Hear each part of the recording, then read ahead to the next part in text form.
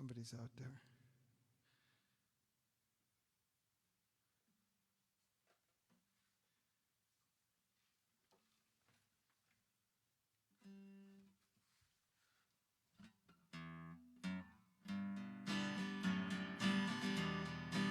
Hi, Linda.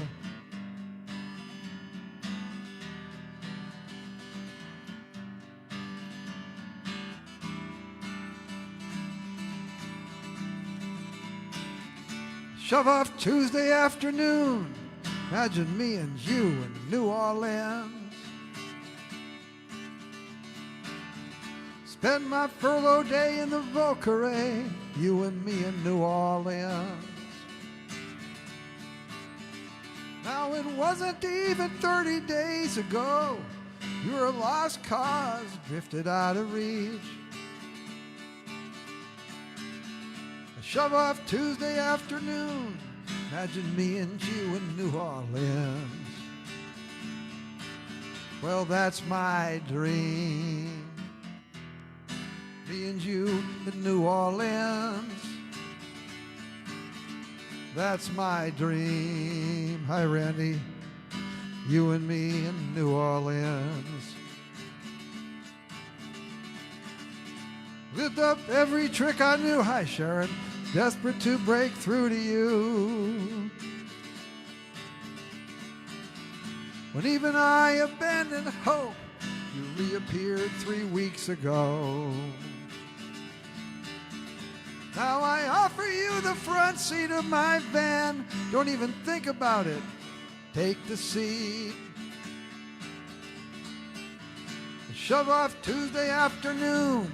Imagine me and you in New Orleans. Well, that's my dream. Me and you in New Orleans. That's my dream. Me and you in New Orleans. You brought dark before the storm. I couldn't let myself believe it could be me and you in New Orleans.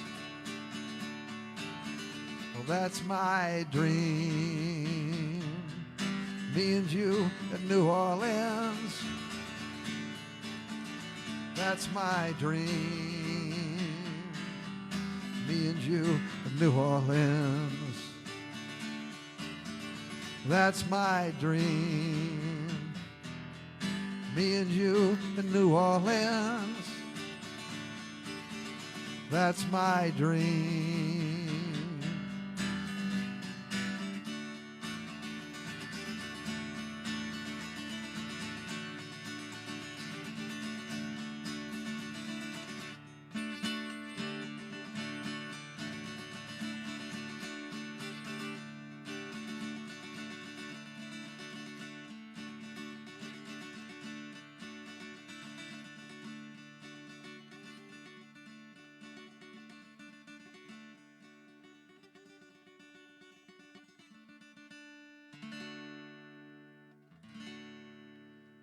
Me and you in New Orleans. The theme for my show tonight, for my dinner hour live theme, is living in America. And if you haven't been to New Orleans, you haven't really lived in America completely. And especially if you haven't driven to New Orleans. If you haven't driven over Lake Pontchartrain to get to New Orleans, that's an experience you don't find anywhere else in North America that I know of. So.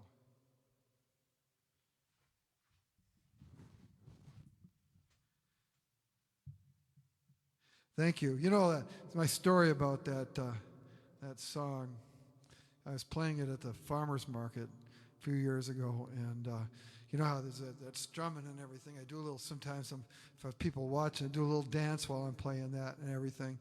And you know, people come by with their kids and their dogs and everything else, and we'll just set them in front of me while they do shopping at the farmer's market. And there was one couple had a young boy.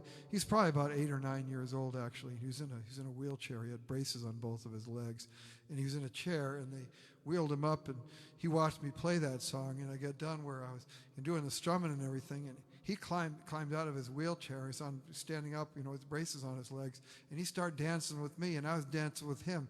And I started thinking of that scene from Forrest Gump, when Elvis is staying at the house, and Elvis starts playing the Elvis music, and Forrest is up there dancing to him, and that's where Elvis got his patented dance moves, and really, that came into my head. I've got a sick mind anyway, but that's probably the most memorable experience for me playing that song.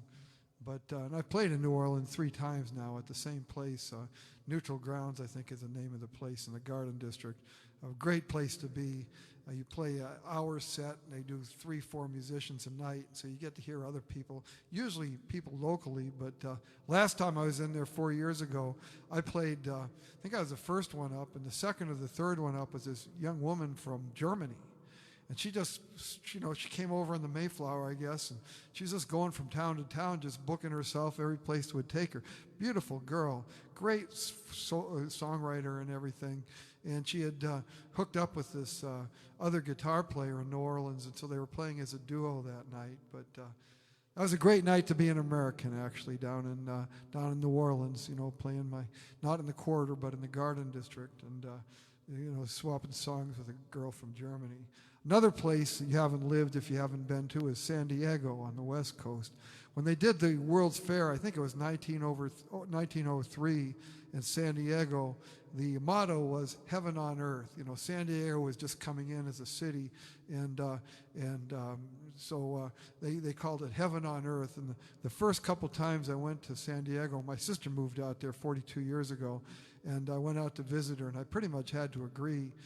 Just beautiful country out there. It had, in terms of congestion and everything, it had not turned into what Los Angeles was. And I'd been to Los Angeles once when I was a much younger man. And it hadn't. Now, since then, San Diego has grown, and now San Diego today is what Los Angeles was in 1979. It's very, very busy. But heaven on earth, and I came back with this little instrumental song.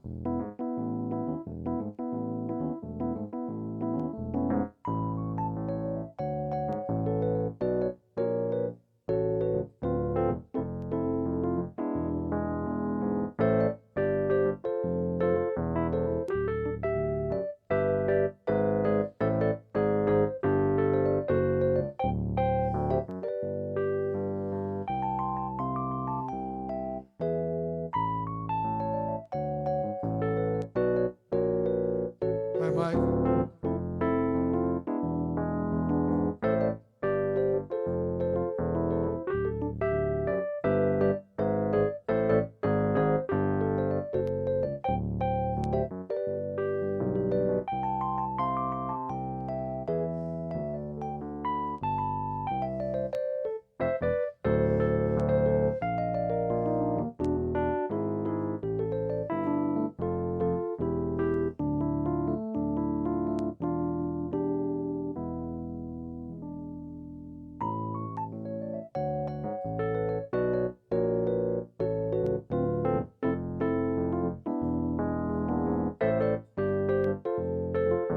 Hi, Terry. Thank you, Terry.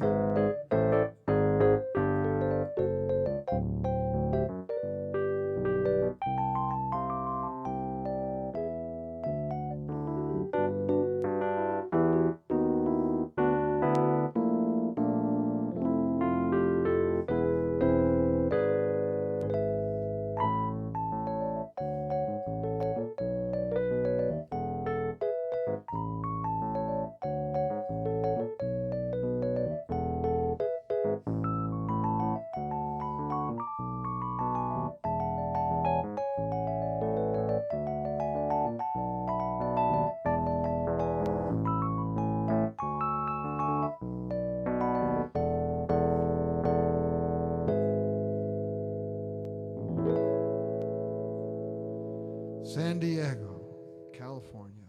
Heaven on earth. If you haven't been there, go there. If you got the money. So,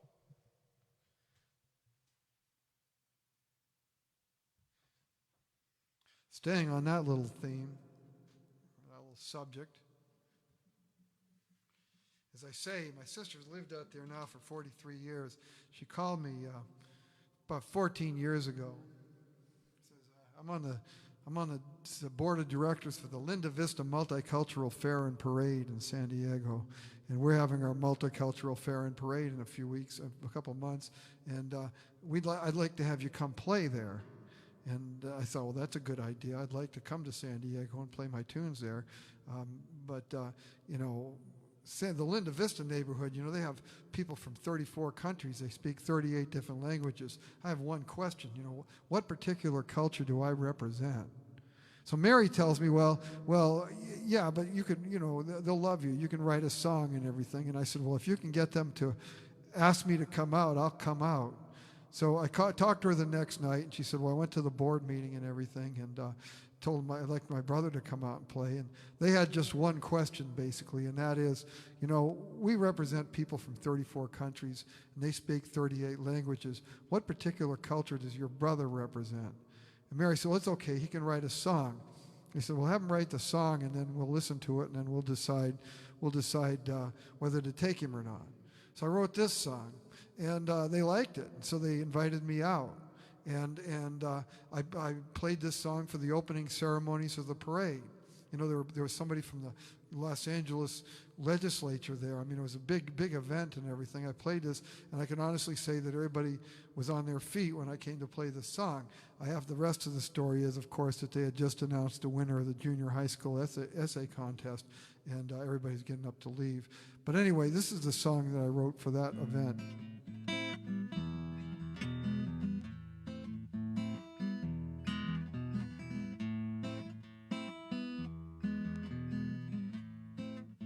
The story behind this song is that the Linda Vista neighborhood in San Diego was a place that people would come when they first emigrated to the United States. When they'd come from places like Portugal and Spain and Italy.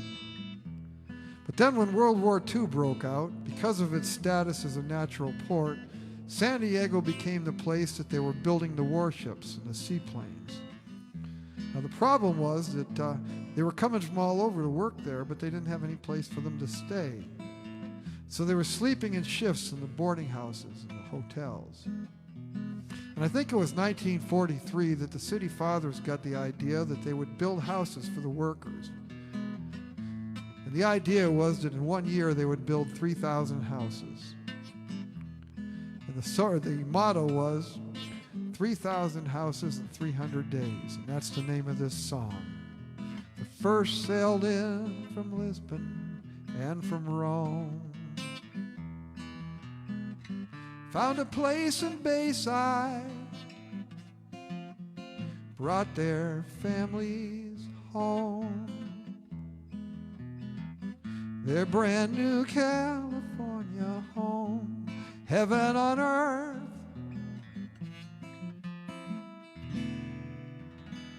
Lasted to the first year of the war. Sunny San Diego gets swept up in a storm. Goodbye, quiet California home. You're in the war. They put up 3,000 houses in 300 days, doors wide open to every fresh wave. On the mesa up north they call the beautiful place. They put up 3,000 houses in 300 days. Linda Vista, 300 days. Peacetime comes and Linda Vista stands, glowing like a beacon to 30 far-off lands. Come to your new California home, they all understand. They put up 3,000 houses, 300 days, doors wide open to every fresh wave. On the mesa up north they call the beautiful place. They put up 3,000 houses in 300 days. Linda Vista, 300 days. 28 idiomas y toda la comida. El baile y la música. La cultura, Linda Vista. They put up 3,000 houses in 300 days. Doors wide open to every fresh wave. On the mesa up north they call the beautiful place. They put up 3,000 houses in 300 days. Linda Vista, 300 days. Linda Vista, 300 days. Linda Vista, 300 days.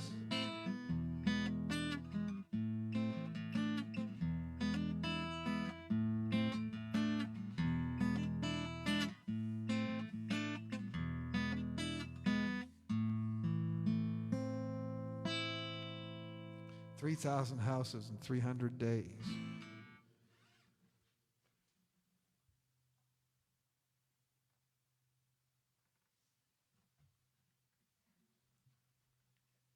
All the, and from the last three songs, actually, one thing that comes out is this great country, United States of America. I've seen a bunch of it because of music, actually. I've, in one form or another, either in bands or as a soloist, I've played in over half of the states of the United States, actually, half the United States.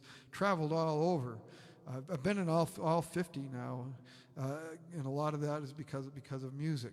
And, I've played coast to coast. I've played Washington, D.C., Washington State, Washington, Iowa, San Diego, Los Angeles, Denver, New Orleans, Atlanta, played Mississippi, Minnesota, Missouri, Ohio, Indiana, played Illinois, West Virginia, Iowa, Nebraska, all these places. And every place I go, people ask me, well, John, you're a songwriter from Iowa. What can you tell us about Iowa?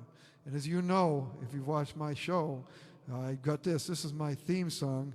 This is my theme song from when I'm on the road, because it's a little bit educational about Iowa.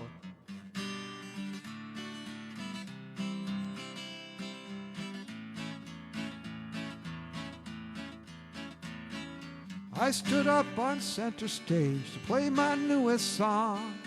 Everyone reacts like I was doing something wrong. Steve was on the bass, he'd played far more gigs than I. Softly whispered, if you gotta die, here we'll be just fine.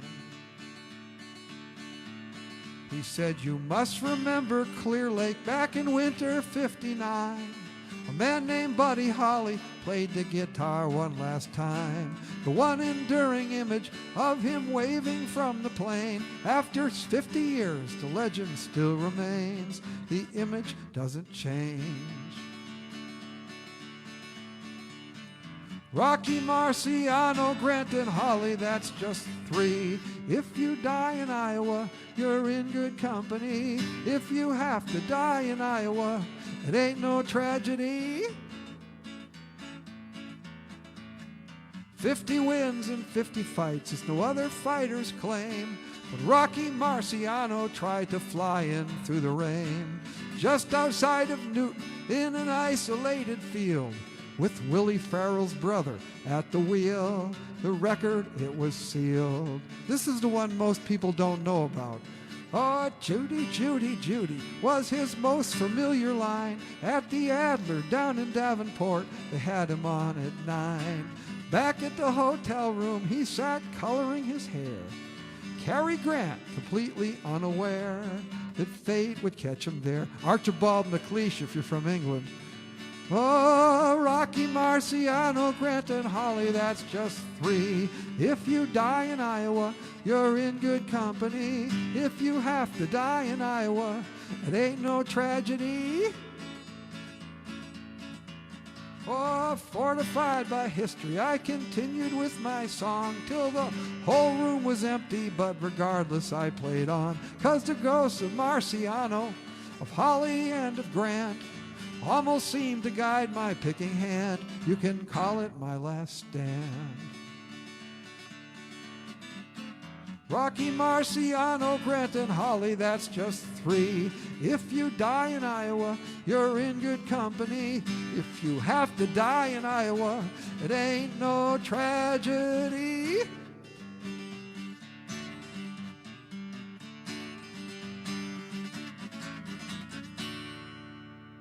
If you die in Iowa, you're in good company. And actually, I could say this, this afternoon, today, one of the people that I named in that song was in this house for about a half an hour. So see if you can guess who that is. I'll give you a clue. It's the only one that's mentioned in the song who's not dead. Okay? That's a good clue. I don't usually give out clues, but that person was in this house for a half hour.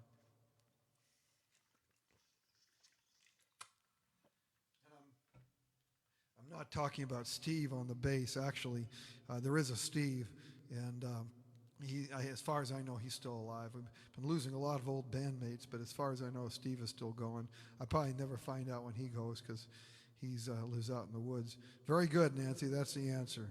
You got the answer. You won the prize. Fortunately, I didn't offer a cash prize because I can't afford to pay it.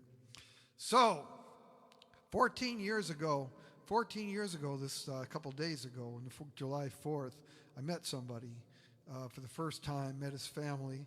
His daughter's having a birthday there. I decided to go down to Beaverdale Park and watch this guy talk.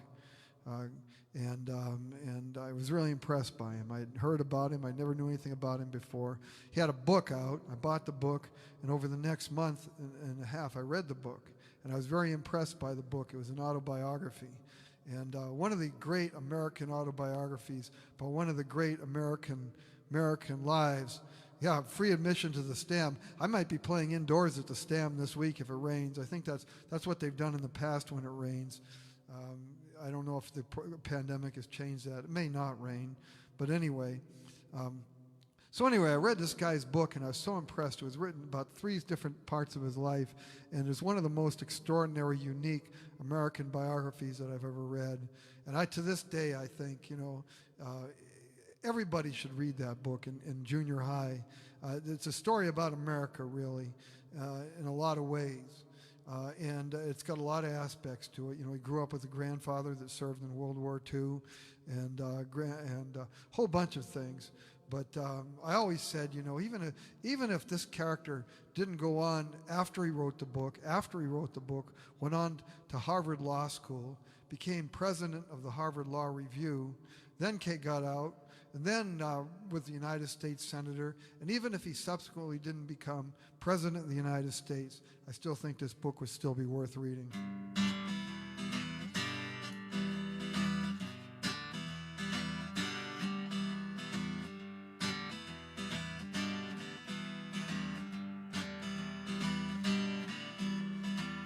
I had my sister up from Africa,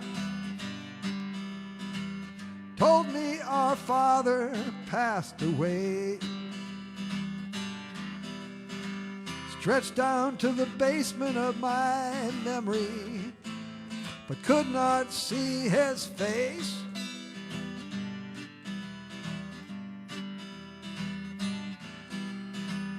I made a pilgrimage to Africa,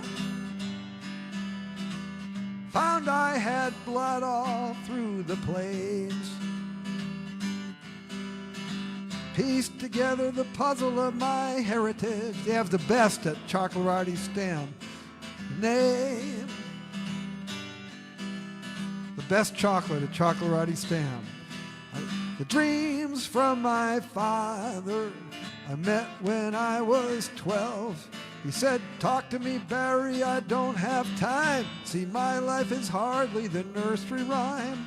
You may not believe this, but once I had plans. Barry, please understand, I got my dreams from my father. My dreams from my father. Carried it all back to America. Tried to pick up where I left off. Maybe I can pass on to my family the lessons I was taught.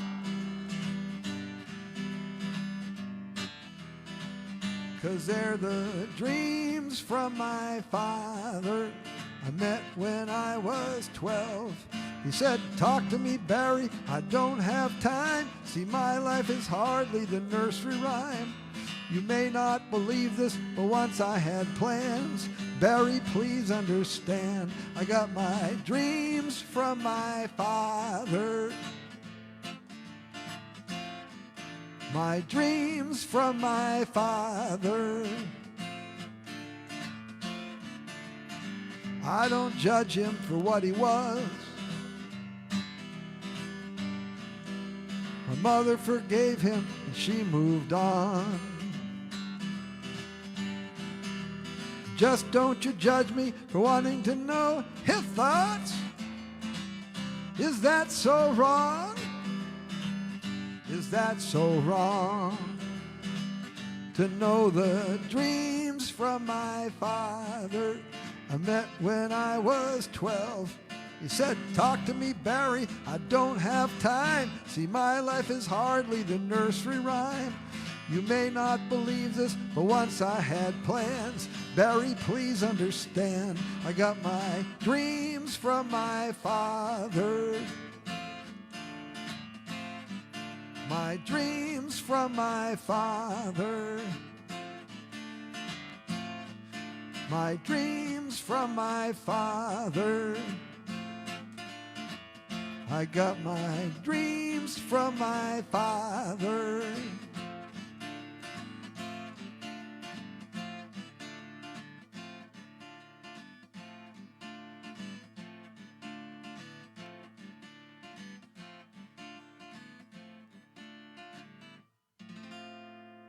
Dreams from my father. Everybody should read that book.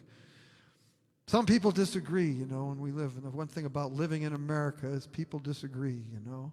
And whatever, you know, whatever your viewpoints are and everything, there's always somebody that has a, thank you, Linda. I do too. I do too. Thank you, Michael. But no matter what you feel about something, there's somebody who has a different viewpoint. Well, the people who ought to stand up at home for the weekend, while the people who ought to stand down, we left them in charge. I don't pretend to believe my opinions on life and religion and politics are the keys to the unbridled truth, but what if they are? I have to say I've seen both sides at play, and I'm not impressed with the people who don't see my way. People who don't see my way. Well, the people who ought to stand up finish their sentences, while the people who ought to stand down use four-letter words. Try to engage them in real conversation with real information. I asked for this, but all I received was a label I didn't deserve. I have to say I realized that day there's no fair debate with the people who don't see my way. People who don't see my way. They travel in bands, eat with their hands, take ludicrous stands, and they won't look a man in the face. People who don't see my way. People who don't see my way. Hey, people who don't see my way. People who don't see my way.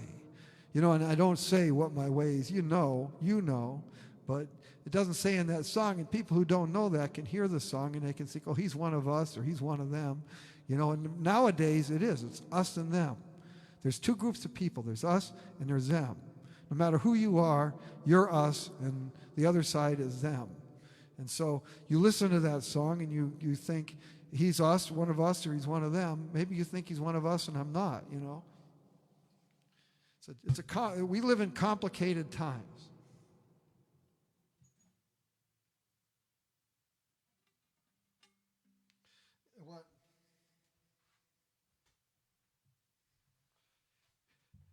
What makes time so complicated is that everybody knows the truth. You know, everybody believes that there's a truth out there. There's one way of thinking.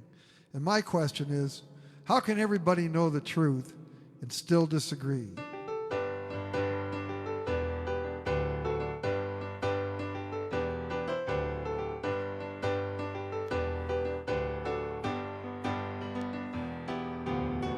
I know it's sin to not take sides in what you call the fundamental issues of our lives.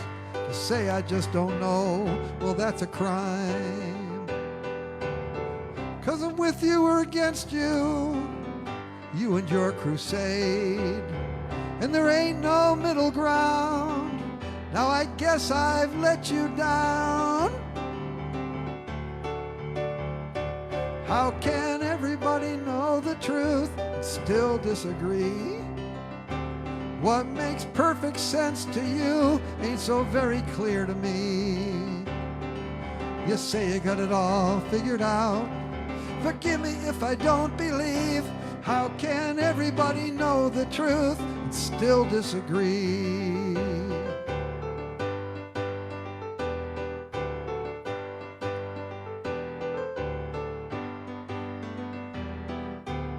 I see conviction in your eyes, but ain't the answer in the world of compromise.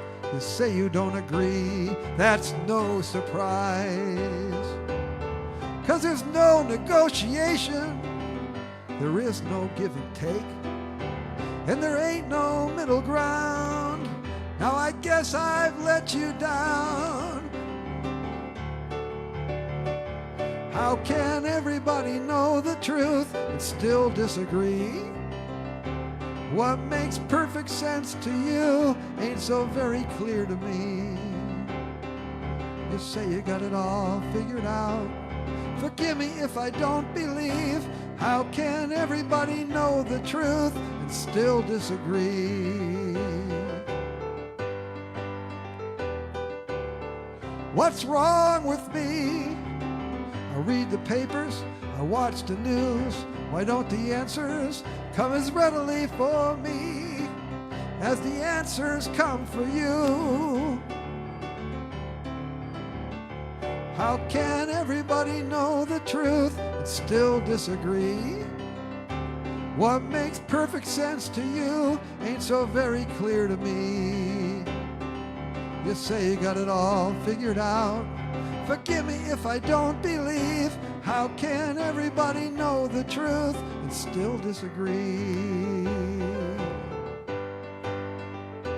How can everybody know the truth and still disagree? How can everybody know the truth?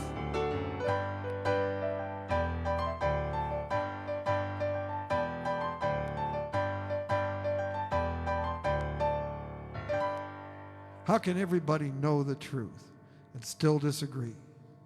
That's the age-old question, really, in my mind. There's really only one, historically, there's only one person that really knows the answers to all the questions, right? It's me. Me. Doesn't everybody think that?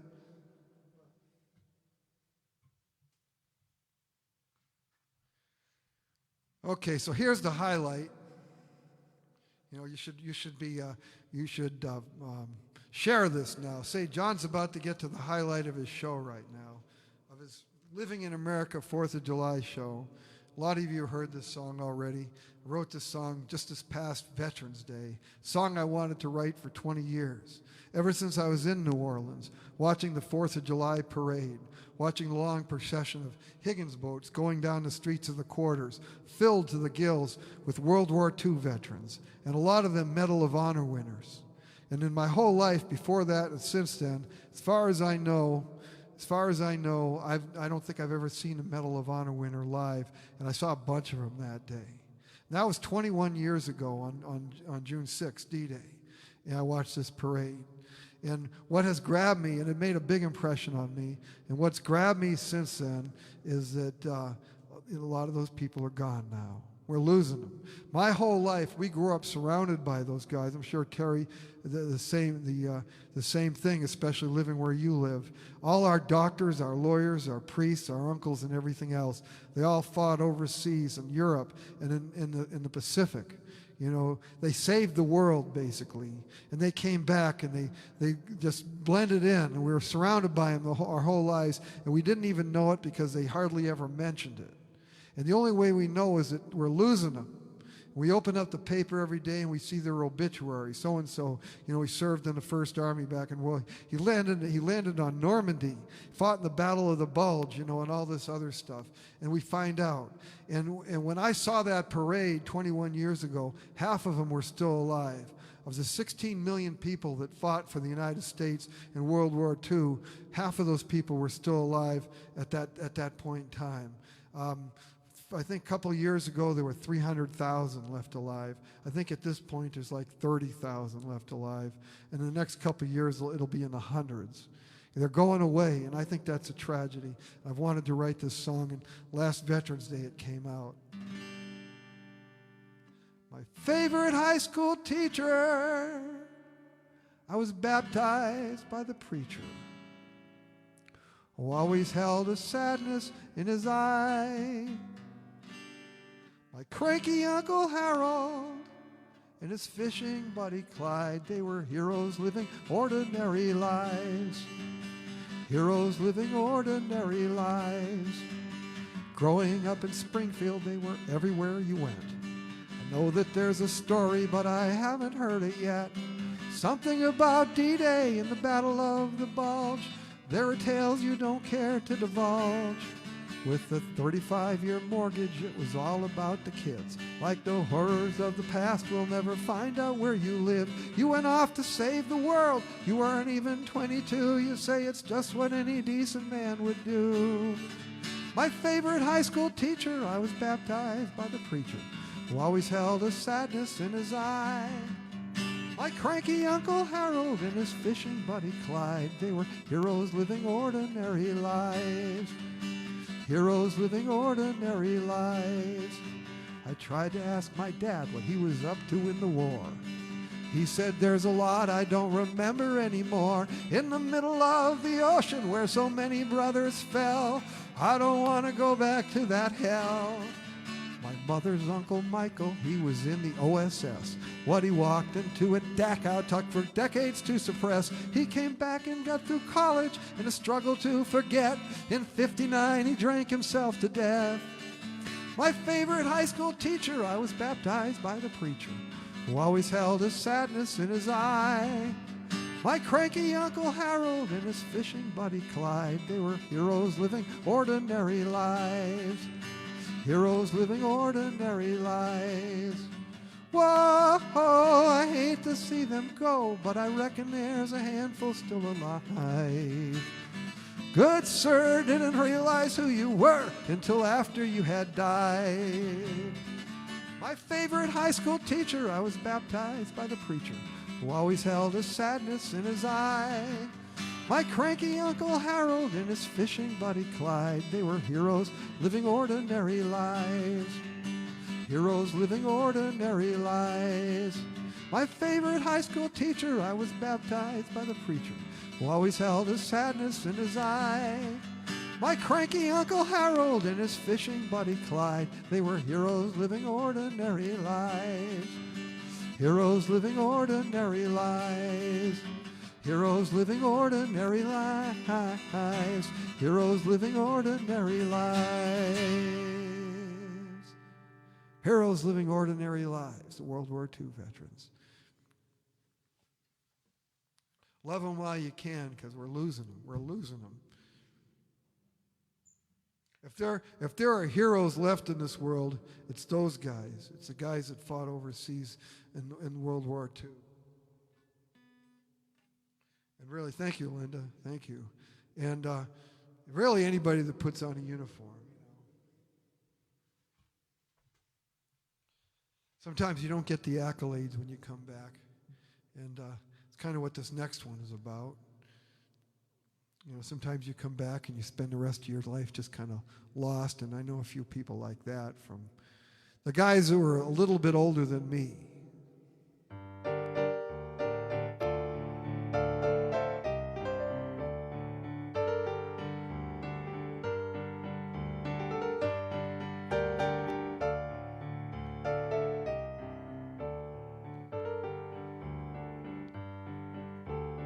Flocks of white pelicans dark in the sky touch down on the reservoir a week at a time.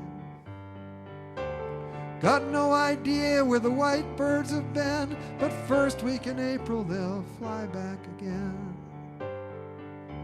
The first time I learned that my dad was alive, he crashed at my place for a very brief night and told thousands of tales, one for each fading scar.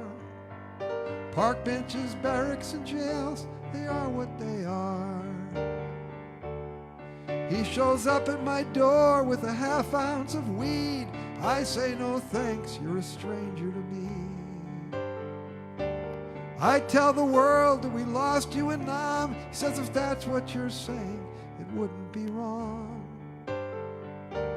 I'm not a plant in the gardens of stone, just a stray pair of dog tags never sent home, he told. Thousands of tales, one for each fading scar. Park benches, barracks, and jails, they are what they are. He told thousands of tales, one for each fading scar. Park benches, barracks, and jails, they are what they are. We got the flocks of white pelicans twice every year. They're not inclined to be settling here. My father passed back here in spring '89. Today I don't know if he's dead or alive. He told thousands of tales of the storms he passed through. I don't know how many are true.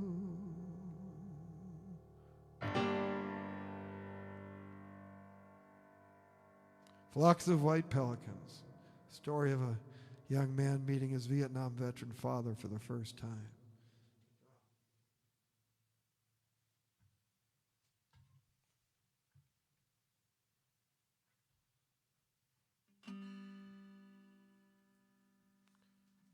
Here's one about living in America.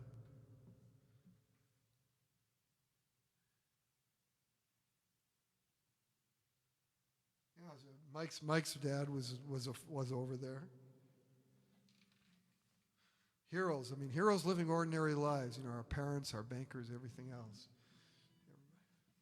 This one, all I'll say about this one is I wrote it the day after Election Day this past year, and you can decide for yourself what it's about.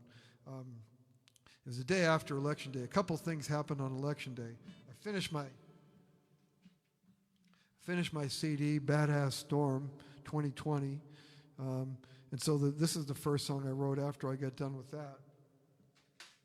And then also on Election Day, I ran into Mike Blair at the polling place. I don't know how he recognized me with my mask on, but at any rate, I ran into Mike that day, and then the next day I wrote this song, which has nothing to do with that. It's just a chronology of events.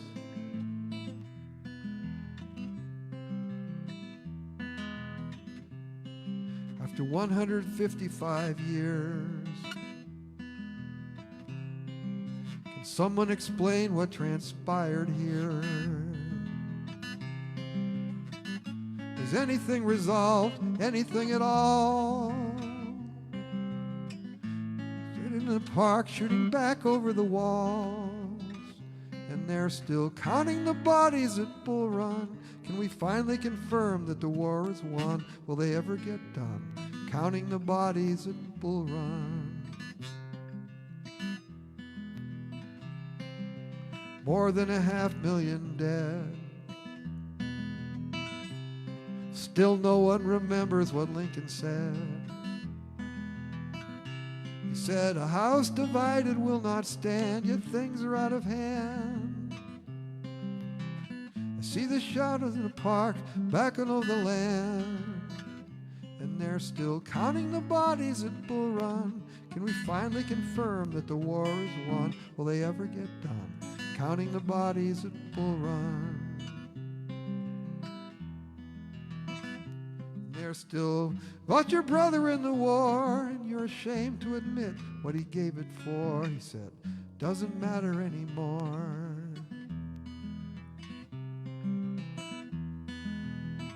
And they're still counting the bodies at Bull Run. Can we finally confirm that the war is won? Will they ever get done counting the bodies at Bull Run? Will they ever get done counting the bodies at Bull Run? Will they ever get done counting the bodies at Bull Run?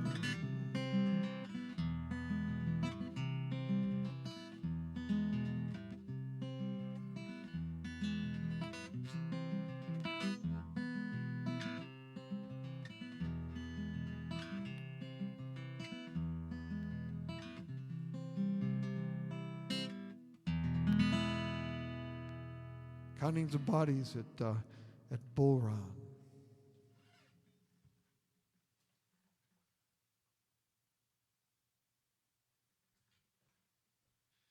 You know, here's a little history question. I don't know if anybody knows the answer to this question. The battles of Bull Run, there were two of them. One of them was relatively early in the war. It was won by the South. And then the second one was at the end of the war. And it was won by the North, and it was basically, I think, basically the decisive battle of the war, and that it basically ended the war. The battles of Bull Run, there was another name for them. Does anybody know what the name was?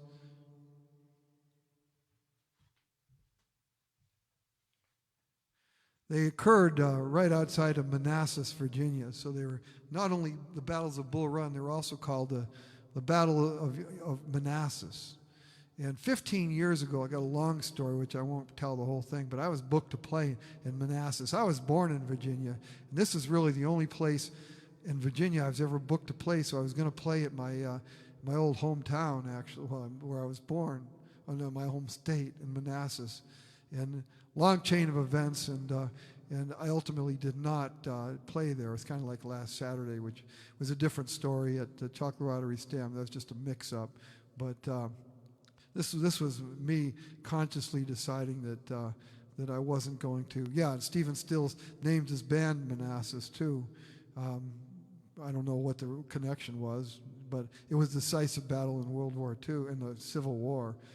But anyway, Manassas for me was my one chance to play in my home state, my birth state, and I didn't do it, basically because of my famous temper.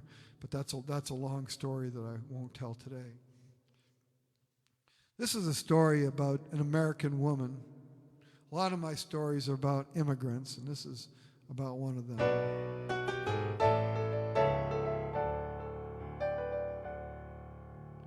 Dina Manfredini is the oldest woman in the world, lives 7 blocks from here. She's a real elusive girl. When you hit 115, there's only one place left to go. Dina Manfredini's on the throne. Bessie Cooper died today. She was 116. The paparazzi camped out at her door. Dina told them, stay away, can't you understand? There's better things to wind up famous for.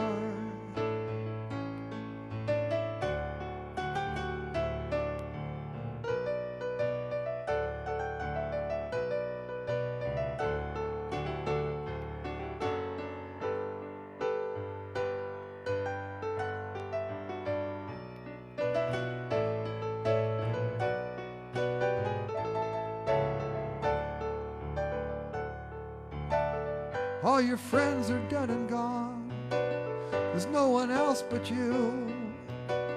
'cause no one else has seen what you've lived through. Dina Manfredini is the oldest woman in the world, lives 7 blocks from here. She's a real elusive girl. When you hit 115, there's only one place left to go. Dina Manfredini is on the throne. Dina Manfredini is on the throne.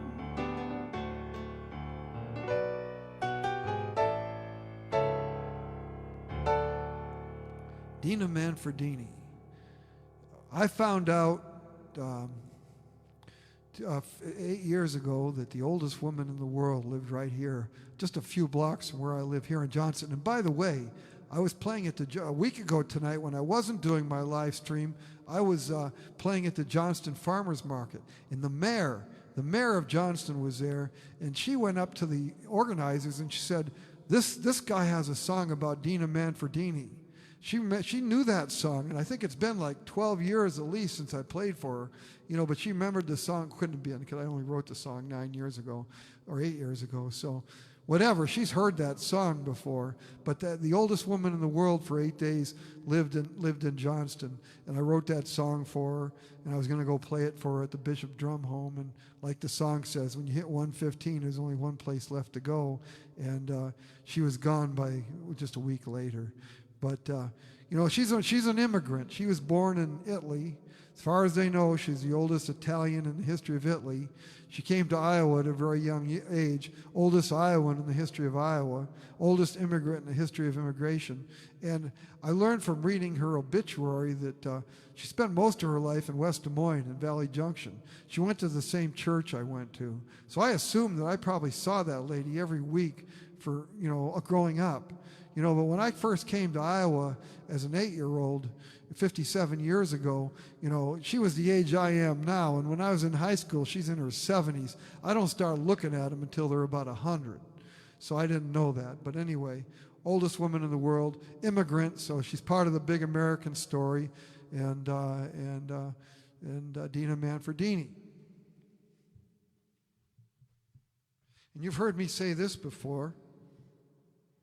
Surprisingly enough, not my best story about old women who die. This one is. It's another story about an immigrant, came to the United States. Nobody knew who she was, but by the time she died, I read her obituary and I realized that she's from my original hometown of Worcester, Massachusetts. I read her obituary and discovered that she, for 7 years, worked in the same company, the same insurance company my dad worked in Worcester, and he doesn't even pretend to remember her. In my family, at least you would pretend.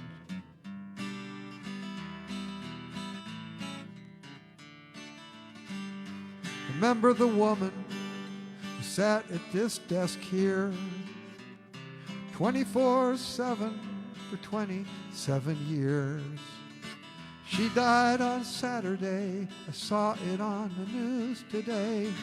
She had a secret that she carried to the grave. She went down with good old Molly Brown, pushed up off the bottom, somehow didn't drown. It was not her time. She lived to 99.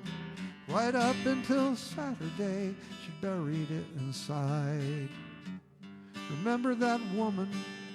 I don't think I can. Didn't have children, but she even had a man. Each day quietly, she'd do her job across from me. One of those people that you don't tend to see. She went down with good old Molly Brown, pushed up off the bottom, somehow didn't drown. It was not her time. She lived to 99. Right up until Saturday, she buried it inside. The sight of her daddy back there on the deck, still smiling and waving with the water at his neck. They say Time heals every wound. I guess 99 years was way too soon now. She's there with him in a warm, dry sitting room. She went down with good old Molly Brown, pushed up off the bottom, somehow didn't drown. It was not her time. She lived to 99, right up until Saturday. She buried it inside. She went down with good old Molly Brown, pushed up off the bottom, somehow didn't drown. It was not her time. She lived to 99, right up until Saturday. She buried it inside.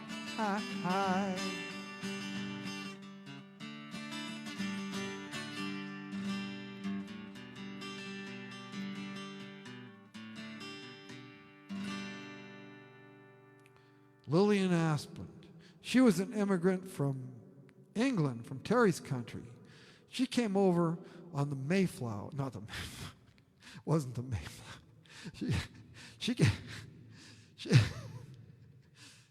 I'm sorry. She came over on the Titanic. She would probably wish she came over on the Mayflower. She was the last American survivor of the Titanic and the last person alive to remember being on the Titanic.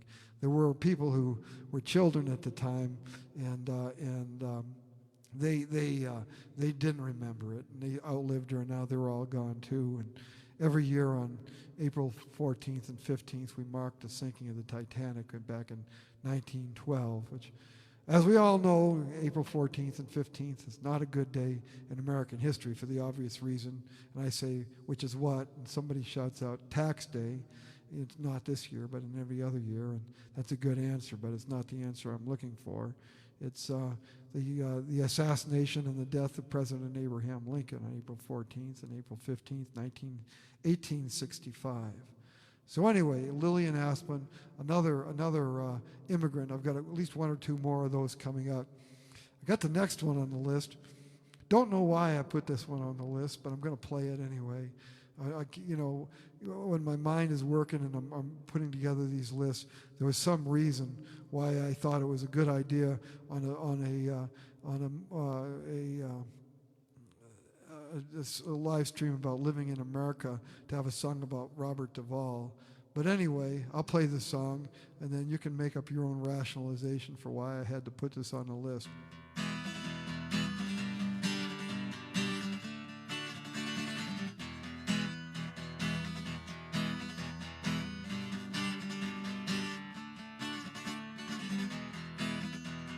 If I could be like Bob Duvall, wouldn't take just any role, never gonna do no casting call. If I could be like Bob Duvall.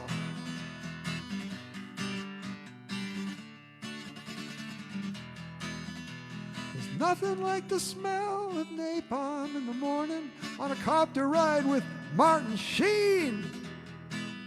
Why do you hurt me, Michael? I'm the best half-brother on the silver screen.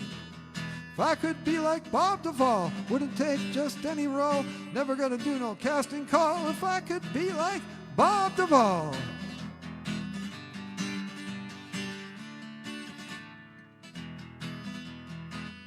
Look close at old Boo Radley. That's a face you might recognize. That dude in Sling Blade's daddy, munching on a plate of cottage fries. If I could be like Bob Duvall, wouldn't take just any role, never gonna do no casting call. If I could be like Bob Duvall.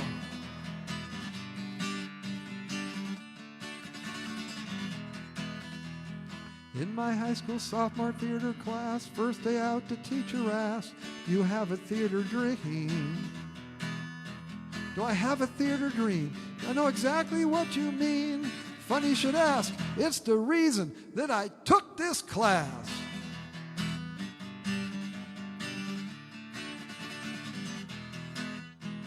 If I could be like Bob Duvall, wouldn't take just any role, never gonna do no casting call. If I could be like Bob Duvall, Bob Duvall. If I could be like Bob Duvall, oh, oh, oh. So again, I don't know why I put that on there.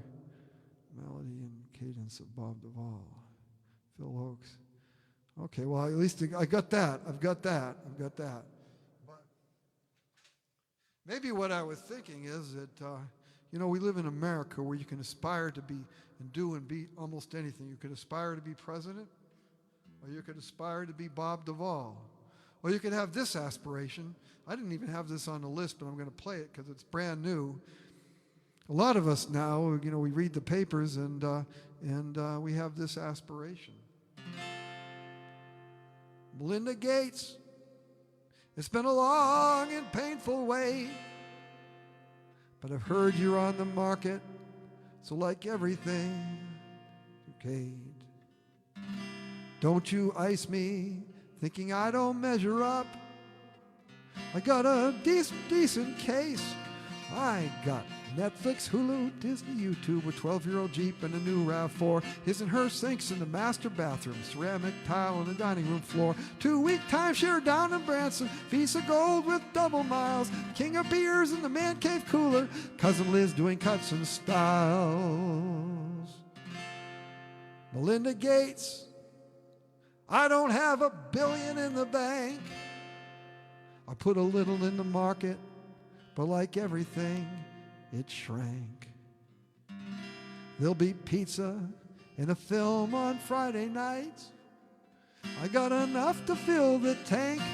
I got Netflix, Hulu, Disney, YouTube, a 12-year-old Jeep and a new RAV4. His and her sinks in the master bathroom, ceramic tile on the dining room floor. 2-week timeshare down in Branson, Visa Gold with double miles. King of beers with the man cave cooler. Cousin Liz doing cuts and styles. Melinda Gates, I'll never come home late. I'll take out all the garbage and let you win the debates. I'm not asking for a huge slice of your pie. I'm just out here for a date. I got Netflix, Hulu, Disney, YouTube, a 12-year-old Jeep and a new RAV4. His and her sinks in the master bathroom, ceramic tile on the dining room floor. 2-week timeshare down in Branson, Visa Gold with double miles. King of beers in the man cave cooler.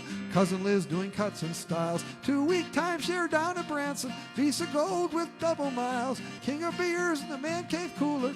Cousin Liz doing cuts and styles.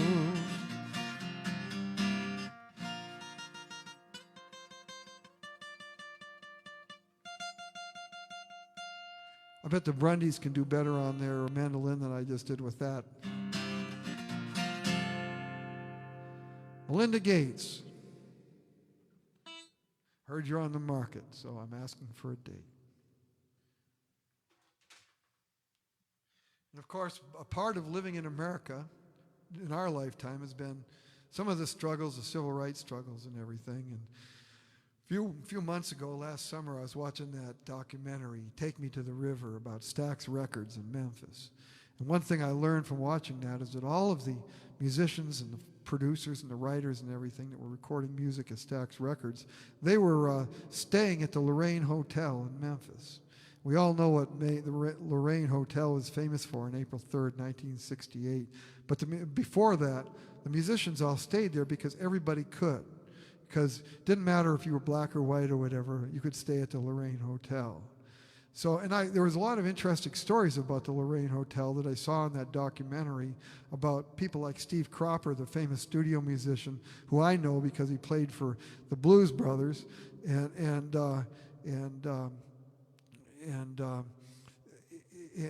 he wrote some of the famous blues songs, rhythm and blues songs, in his room, like "Knock on Wood" and "The Midnight Hour" and everything. He wrote big parts of that in his rooms in the Lorraine Hotel. So the question that comes into my mind is, on April 3rd, 1968, I wonder who was staying 4 doors down.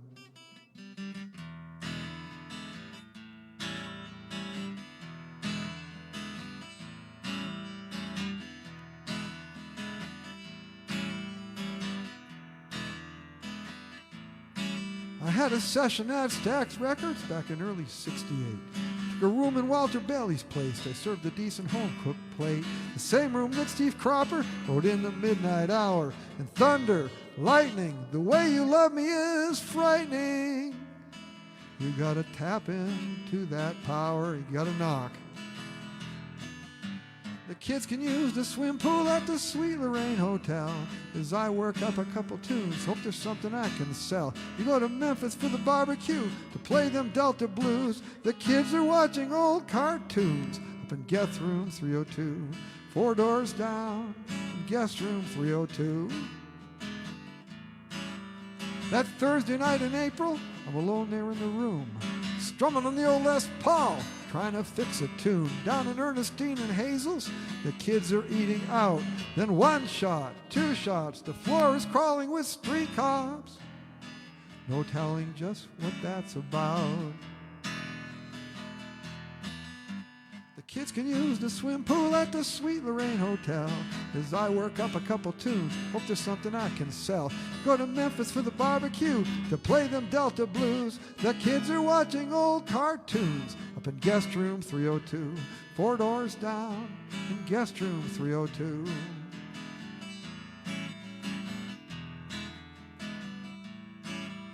They canceled all the sessions for 6 days after that. Settled up in Walter Bailey, made the long drive back. You see, the sun don't always smile down on a good man with a dream. It's tragic, senseless, further feeling in Memphis. And I was 8 yards from that scene. The kids can use the swim pool at the Sweet Lorraine Hotel. As I crop up a couple tunes, hope there's something I can sell. You go to Memphis for the barbecue, to play them Delta blues. The kids are watching old cartoons up in guest room 302. 4 doors down in guest room 302. The kids can use the swim pool at the Sweet Lorraine Hotel. As I work up a couple tunes, if there's something I can sell. You go to Memphis for the barbecue, to play them Delta blues. The kids are watching old cartoons up in guest room 302. 4 doors down in guest room 302. In guest room 302. 4 doors down in guest room 302. Up in guest room 302. 4 doors down in guest room 302.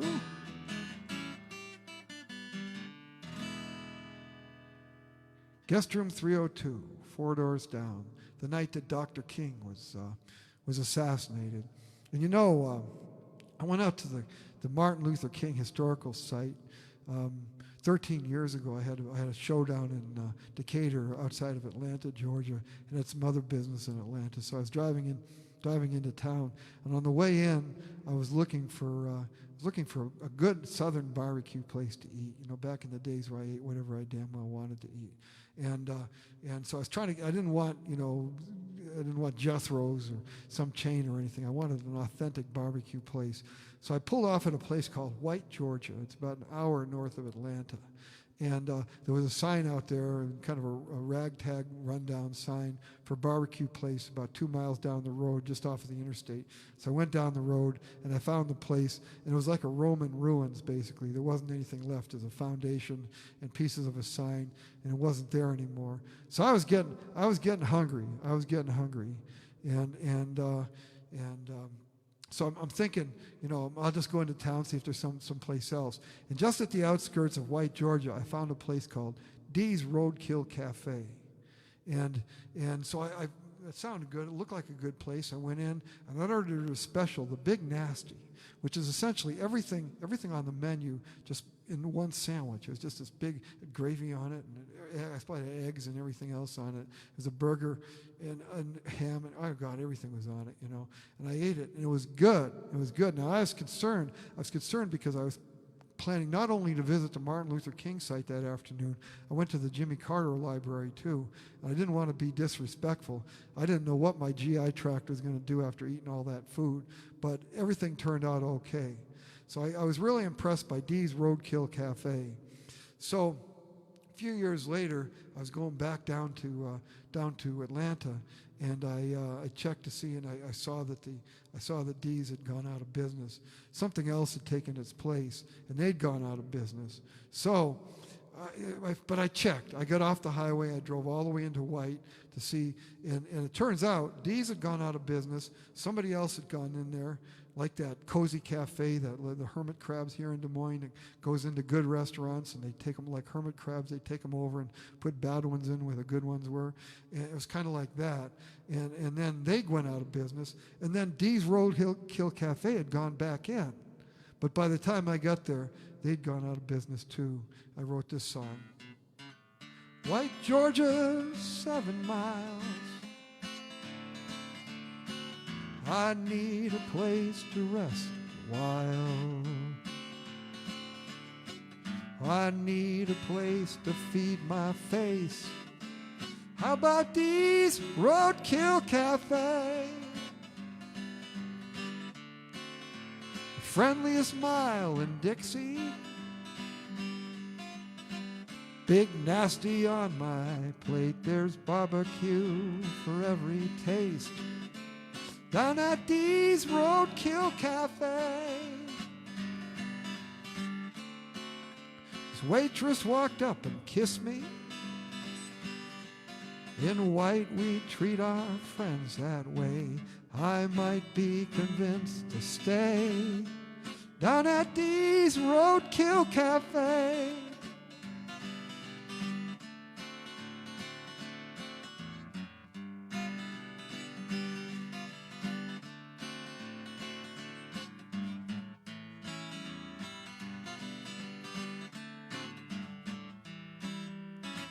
White Georgia, 7 miles.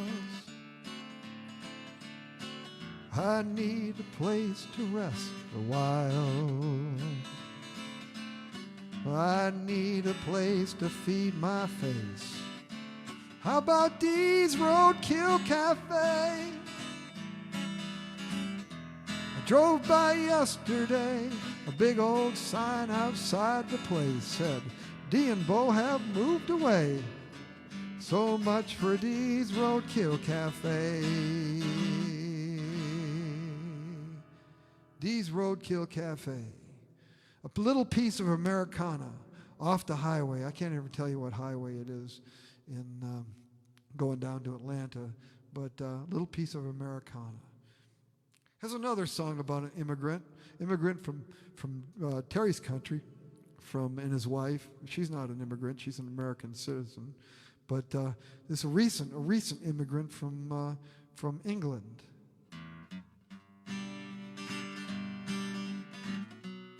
I was just reading a story about him today.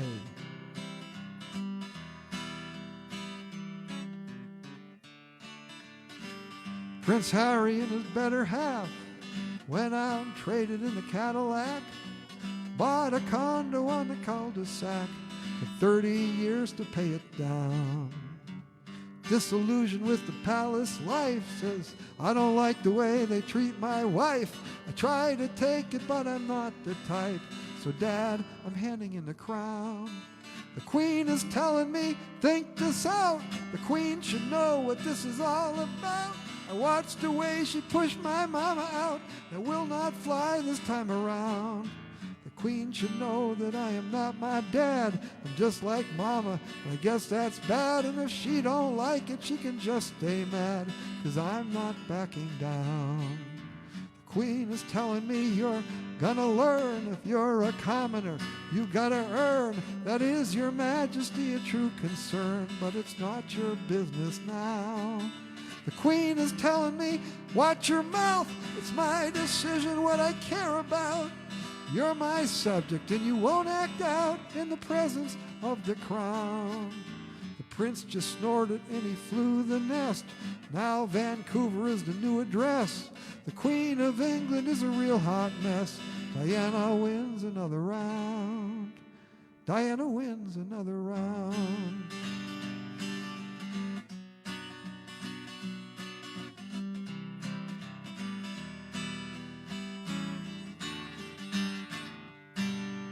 Diana wins another round, and that's about a local immigrant to the United States. Apparently, he went back to England to dedicate the statue of his mother with his brother over the weekend, and apparently things were kind of chilly there. you know, temperatures were maybe in the hundreds, but things were chilly in old London town over the weekend. Holidays are stressful for some families, I guess. See if I can do this one. Another piece of Americana. You know, talk about the hot sauce. I've been eating the Lola's hot sauce because it's made here in Des Moines lately. This is something right about the time I wrote the song for the Linda Vista Multicultural Fair. I was also contacted to write something for the White Pole Road Society, the old Highway 6 between Dexter and Adair. Used to be the highway, you know, Highway 6 across the country and everything, and now it's Interstate 80 down below, so nobody takes Highway 6. But the old Highway 6, they painted the telephone poles all along with white stripes going up and down, so you wouldn't get lost. You just follow the painted telephone poles, and now they have a society there between Dexter, the 5 towns between Dexter and Adair, that they maintained a lot of the tourist attractions along the road. There's a lot of rich history just in that small area of Iowa, just past Adair on the other side of 80, where old Highway 6 crosses 80. There's the site where Jesse James' gang actually pulled over a train and robbed it. And it was the first time in history that, at least in Western Hemisphere, that somebody pulled over a train to rob it. And so that was something. There's a lot of Bonnie and Clyde. There's a spot in Dexter, an old fairgrounds, where they were ambushed, Bonnie and Clyde, and they were ambushed by law enforcement. Bonnie and Clyde got out, but Clyde's brother Buck, he didn't survive it. He died there. And Buck's wife was Buck's wife was arrested at the time. She went to prison for a few years. So this is Hubble Avenue is as you go east out of town, but that's Highway 6, yeah, and that heads in. I've gone across Iowa on Highway 6.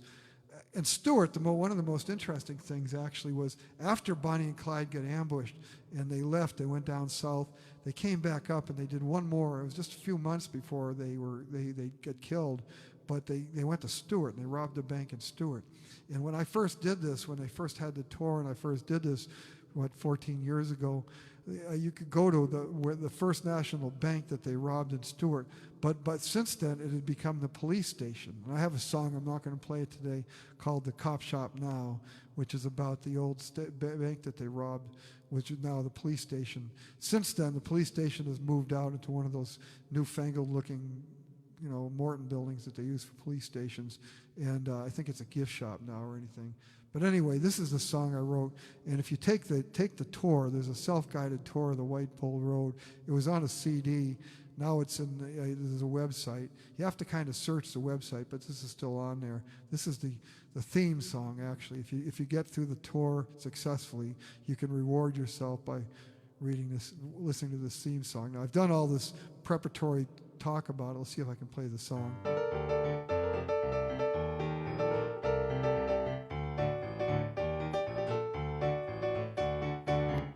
Lived on 80th in Chicago, still got Colorado to go. Man, I'm about to blow. On the interstate there's nothing, from the river to the bluffs it's the same. There's gotta be some change. A flash of white beside a road sign seems I turned off at a gold mine.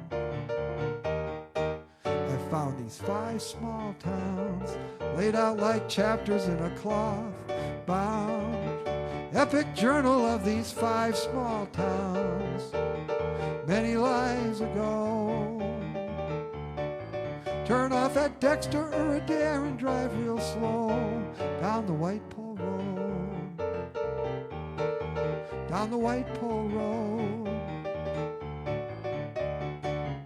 There's a little roadside marker where Clyde and Bonnie Parker battled free, July of '33.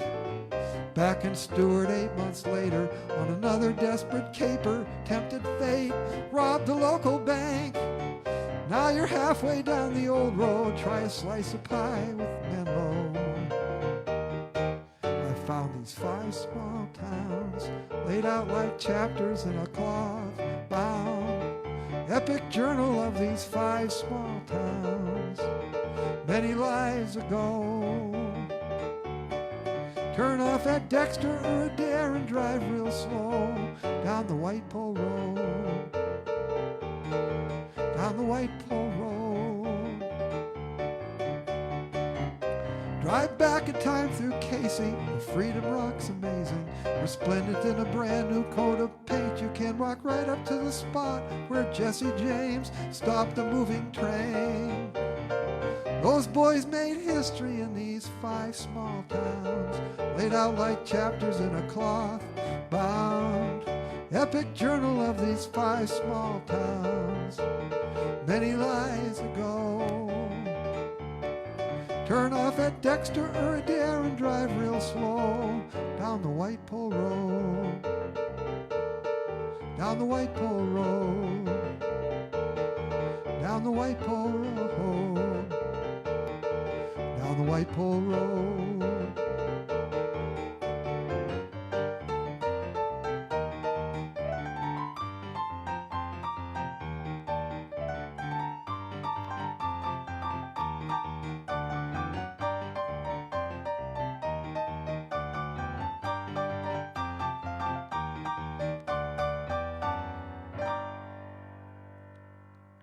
Down the White Pole Road. That's really the only thing you could still, at this point, go into a store and buy a record with me on it. I think they were selling them in the Casey's and the Come and Goes, I think, between Dexter and Redfield. I don't know if they still do. Stop by sometime and ask if you still have the White Pole Road self-guided tour CD. Sometimes the little young men and women that work there, they don't even realize they've got it. So you got to kind of prod them a little bit.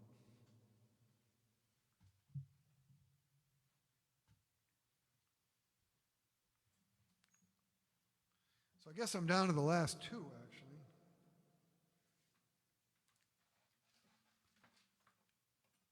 And the reason I'm playing this one, we're talking about the United States of America. And as I mentioned earlier, I've seen most of it.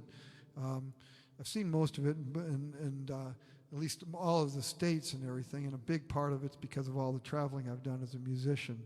And one person that's probably more responsible for that than anybody alive is Baby Lester, Baby Lester and the Buggy Bumpers, who hired this young boy from the suburbs back on October. It was actually 45 years ago this October, and put him out on the road and showed him the United States. And we played in Abilene, Texas. We played in Albuquerque, played in North Carolina. We played in Indianapolis, played in Wyoming, and everything else. And it was the great adventure of my life was playing on the road with Baby Lester and the Buggy Bumpers.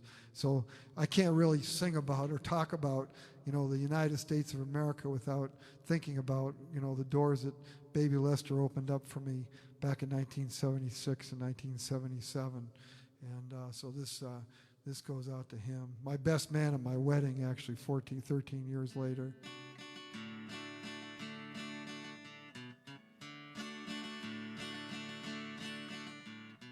I got a call on a hot August day. This must be my orders to ride. There was silence, then I heard a sigh. In a voice so uncharacteristically sad, you said our luck was always so bad.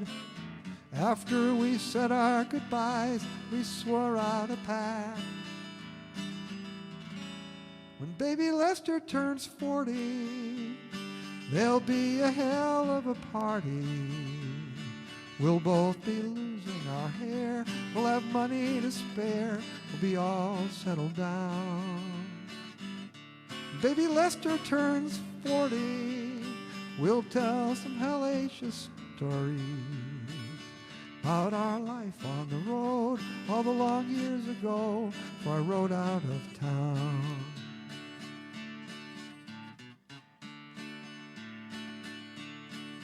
In the 10 years that followed, we both finished school, both started families and jobs. and the glorious stories I told, baby Lester was gone. If I'd call you and ask why it ended so fast, you say don't try to relive the past. But as long as these fingers can play, that memory will last. When baby Lester turns 40, there'll be a hell of a party. We'll both be losing our hair, we'll have money to spare, we'll be all settled down.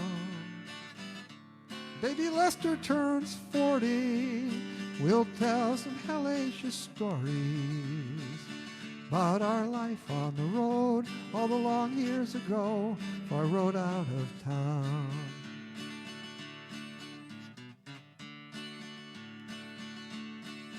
Now we all drink a beer on a hot August day. Then we break out the guitars. That's how we remember just who we are. I smile and imagine we're up on a stage in Texas, Ohio, or here. We built us a bridge back over those years. When baby Lester turns 40, there'll be a hell of a party. We'll both be losing our hair, we'll have money to spare, we'll be all settled down. When baby Lester turns 40, we'll tell some hellacious stories about our life on the road all the long years ago, before I rode out of town. When baby Lester turns 40, there'll be a hell of a party. We'll both be losing our hair, we'll have money to spare, we'll be all settled down.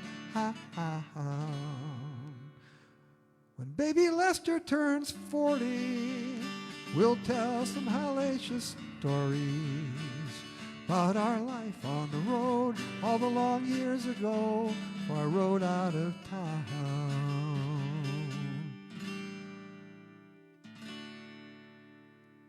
Baby Lester turns 40. Okay, so I'm down to the last one. You know what it is. I always play this. It's always my last song. It's the last song on my CD, Badass Storm 2020. Thank you for listening today. Thank you to anybody that listens to this down the line. This week, tomorrow night, I'll be playing at the Bondurant Farmers Market. My one time this year playing at Bondurant, 6 to 8 p.m. This weekend, I was going to say I'll be back at Chocolaterie Stam, although I wasn't at, as it turned out, there was a kind of a mix-up, miscommunication. I wasn't at Chocolaterie Stam last Friday, but I will be there this Saturday, barring any catastrophes. So I'll be there that night. Then next Saturday, I'll be at the Ames Farmers Market. I'll be doing this probably next Tuesday, I think. There's no reason why I wouldn't. And we'll go from there. But thank you again for listening. Thank you, Linda. Thank you, everybody else.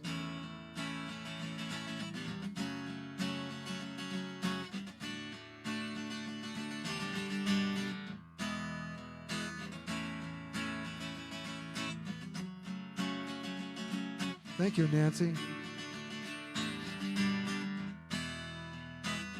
I've been doing this for all of my life. It's the one thing I know, and it's brought me to a few hidden corners of the globe.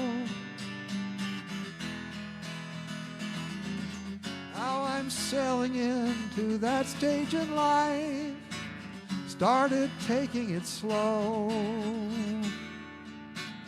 but I still dream the dream, doubt I'll ever let it go.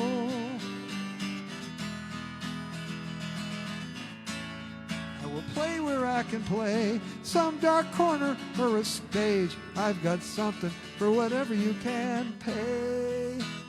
I'm not a complicated man. All I'm asking is to stand here if you let me have an hour with this Martin in my hands. With this Martin in my hands.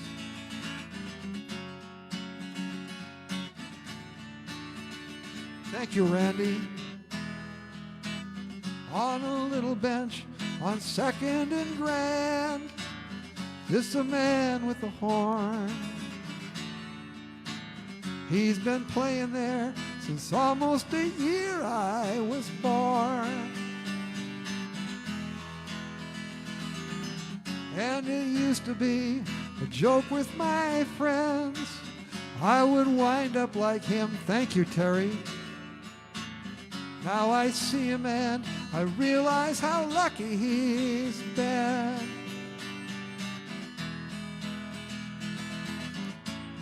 I will play where I can play, some dark corner or a stage. I've got something for whatever you can pay. I'm not a complicated man. All I'm asking is to stand here if you let me have an hour with this Martin in my hands. With this Martin in my hands.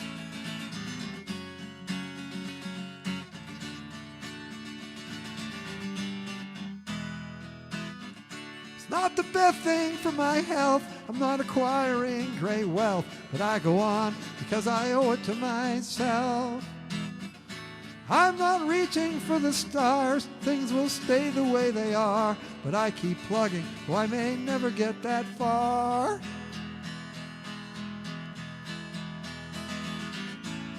I will play where I can play, some dark corner or a stage. I've got something for whatever you can pay. I'm not a complicated man.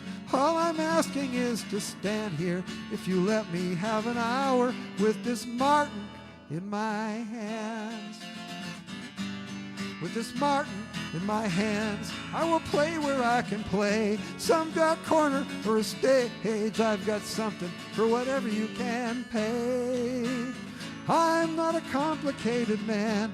All I'm asking is to stand here if you let me have an hour with this Martin in my hands. With this Martin in my hands.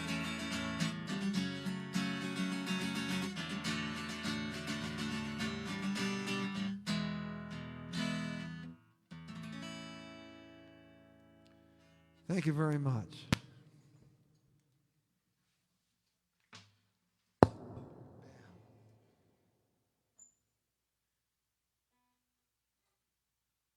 Start smashing my guitars at the end of every show.